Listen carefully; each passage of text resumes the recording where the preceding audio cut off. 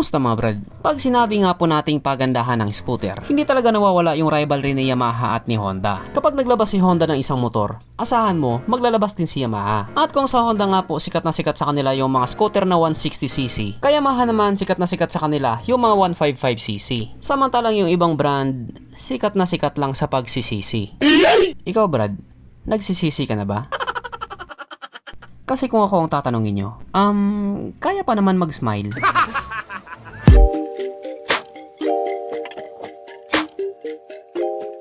Pero syempre bago tayo magpatuloy, kung bago ka pa lamang napadpad dito sa aking walang kwentang channel, huwag ka na mag-subscribe.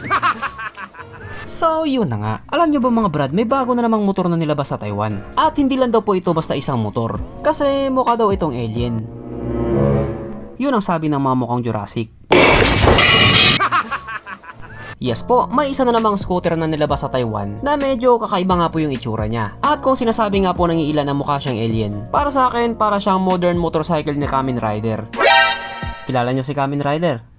Hindi ko kilala yan. Buti na lang may Google. So ang motor nga po na ito ay ang Yamaha Ogre 155. Sa unang tingin lalo pat nakaharap, ma-amaze ka talaga sa itsura niya. Kasi nga bihirang-bihira tayong makakita ng ganitong klaseng itsura. Pero kapag naka-side view naman siya, may kamukha talaga siya. Syempre ano pa ba? Eh di ang Yamaha Force 155 2.0. Yes po, yung bodyworks niya doon talaga nanggaling sa Yamaha Force 155 2.0. Kasi kung titingnan natin mabuti, ay siyang siya talaga. Pero pagdating naman sa mga bagong features, mas kargado itong Yamaha Ogre 155. Yung tipong kapag nakabili ka ng motor na ganito, wala ka na talagang papalitan. Kasi nga, nasa kanya na ang lahat. Yan, jowa mo na lang, palitan mo. Kahit sino lang ka-chat niyan. At dahil dyan, pag-usapan na po natin kung ano nga ba ang meron sa motor na ito at kung gaano nga ba talaga siya kaganda. So ito nga po ang Yamaha Ogre na mayroong 155 cubic centimeter engine displacement, 4-stroke single cylinder, single overhead cam with 4 valves. Powered by blower technology ng ibig nga pong sabihin malakas na makina at the same time tipid pa rin sa gasolina. Fuel injected at ito po ay naka-liquid cooled. Syempre hindi mawawala ang VVA or variable valve actuation. Kung titignan nga po natin yung makina niya, halos kaparas na din po ito ng Yamaha Aerox 155. Pagdating naman po sa kanyang power, ito po ay merong 14.7 horsepower at 8,000 RPM, 13.9 Nm of torque at 6,500 RPM. At base nga po sa mga taong nag-top speed sa motor na ito daw po ay kanyang tumakbo sa bilis ng 115 km/h.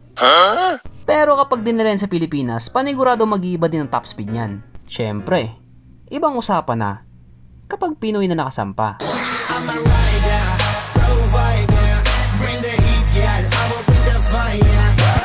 Ang kanyang tangke ay kayang makarga ng 6.1 liters fuel tank capacity na kumukonsumo naman daw po ng 43.9 km/liter. At ang motor nga po na ito ay mayroong kabuuang bigat na 132 kg. So mas mabigat siya kung ikukumpara doon sa Aerox at NMAX. Ang sukat ng kanyang gulong 120/70/13 sa harap at 130/70/13 naman sa likuran. At parehas nga po itong naka-tubeless. Pagdating naman po sa kanyang braking system, ito po ay naka-disc brake sa harap at disc brake din po sa likuran. Syempre meron din po itong ABS. Ang kanyang seat height ay may taas sa 815 mm. At mapunta na nga po tayo sa iba pa niya mga features. So mga ilaw nga po sa motor na ito, naka full LED na po. At yung pinaka-highlight nga po sa motor na ito, syempre, yung mga ilaw niya sa harap. Kasi kung titignan nyo, parang ang liliit lang nila. Pero ang totoo, napakalakas ng mga lintik na yan. At yung ilaw nga po niyan sa harapan, automatic siya nagpapalit ng kulay. Depende po sa temperatura at lagay ng panahon. Lalo na kapag maulan at basa ang kalsada. At meron din po itong Yamaha Lean Light Assist. So ibig nga pong sabihin kapag lumigo ka ng matalim, automatic nga pong umiilaw yung mga ilaw sa gilid para mabigyan liwanag ang buhay mo. Ano yun, Meralco? Yung ilaw naman niya sa likuran, napakaganda din. Ang kanyang gauge panel, ito po ay naka TFT full LCD display. At dito nga po ay present yung tinatawag na Yamaha Connect or Y-Connect. Nasabi nga po ng ilan, wala naman daw talagang connect. At meron din po itong navigation system. Kapag may pinuntahan kang lugar, ituturo niya sa iyo yung direksyon para hindi ka na maligaw. Yun lang. Kung yung Yamaha Force 2.0 nga po hindi pa naka-keyless, itong Yamaha Ogre naman, naka-keyless na siya. Yun lang din. At katulad nga po sa ibang 155cc, meron din po itong SMG or Smart Motor Generator na kapag once nga po na in-start mo yung motor mo, napakaswabe lang niya at andar na siya agad. Hindi katulad sa ibang motor na kapag pinaandar mo, parang kabayong may ubo at ang tagal pang umandar. At present nga din po sa motor na ito ang kanyang USB charging port. So kahit saan ka pa magpunta, hindi ka na mangangamba na baka malubat pa yung cellphone mo. Kasi nga, manonood ka pa ng Cornhub. At isa nga din po sa pangmalakasang feature na nilagay nila sa motor na ito ay ang TCS or Traction Control System. So ito nga po yung mikilos mo na kapag dumaan ka sa isang kurbada at madulas na kalsada, kusa nga pong mag-a-adjust yung gulong mo sa likuran para hindi ka sumemplang. Kasi pag sumemplang ka, panigurado magkakatusino ka. At nandito na nga po tayo sa exciting na part, ang kanyang mga suspension. So sa harapang bahagi nga po, ito ay ginamitan ng ordinary telescopic. At sa likuran naman, ito po ay gumagamit ng dual shock absorber. Na yun nga po sa mga tao nakagamit sa motor na ito,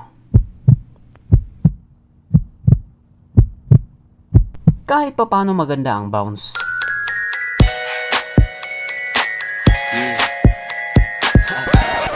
Panigurado, wala na namang nalungkot. At dahil wala nga po nalungkot, alamin na po natin kung present nga ba sa motor na ito yung tatlong pinaka-importanting features. So una na nga po dito ang kanyang lagayan ng instalyon. At kitang kita naman mga brad, meron siyang ganon. Meron siyang lagayan ng instalyon. Pangalawa, meron din po siyang sabitan ng undox. At oras na nga po para sa ating Red Horse check, ang pinaka-importanting feature sa isang motor. At ayon nga po sa kay masusing pag-aanalisa, ang motor na ito ay kayang magkarga ng 2 kahong Red Horse.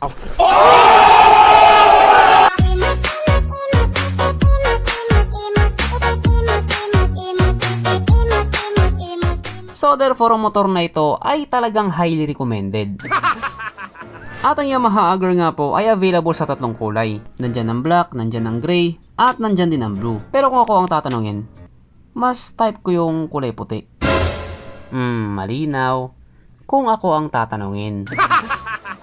At ang presyo nga po sa motor na ito ay tumataginting ng 118,000 New Taiwan dollar. Naku, i-convert nga po natin into Philippine peso, ito po ay papatak ng 212,000 pesos.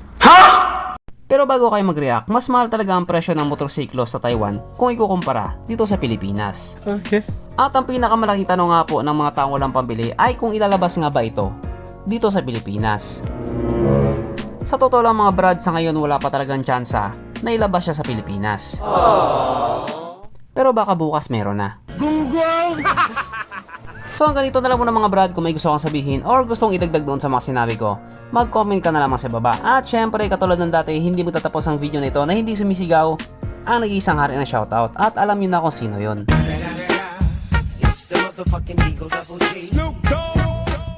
So shoutout nga pala kay Harold J. Bernardo. Shoutout kay Mark Salcedo. Shoutout kay Brian Pereña. Shoutout kay Lacachero. Shoutout kay Dennis Batoktoy Tanggihan. Shoutout kay Ramich J. Salas. Shoutout kay RV Chavez C. Shoutout kay Kakashi An Buhataki. Shoutout kay Shoutout kay Richard Pastrana. Shoutout kay Shin Paraino. Shoutout kay Michael Kabunagan Robante. Shoutout kay Doniel Kapundan. Shoutout kay Giovanni Giano. Shoutout kay Wanwan. Shoutout kay Jude Melendres. Shoutout kay Dan Tiampo. Shoutout kay Astoy TV. Shoutout kay Jeff Paborada. Shoutout kay Aqua Farming. Shoutout kay Michael Angelo Badong. Shoutout kay Ray Silva. Shoutout kay John Emmanuel Ropinan. Shoutout kay Johari Sakandal. Shoutout kay Lawrence Madariaga. Shoutout kay Dope Guillermo. Shoutout kay Marlon Pahiyahay. So hanggang dito na lang muna mga brad, at muli ride safe, stay at home at stay safe, at syempre, stay alive, bye.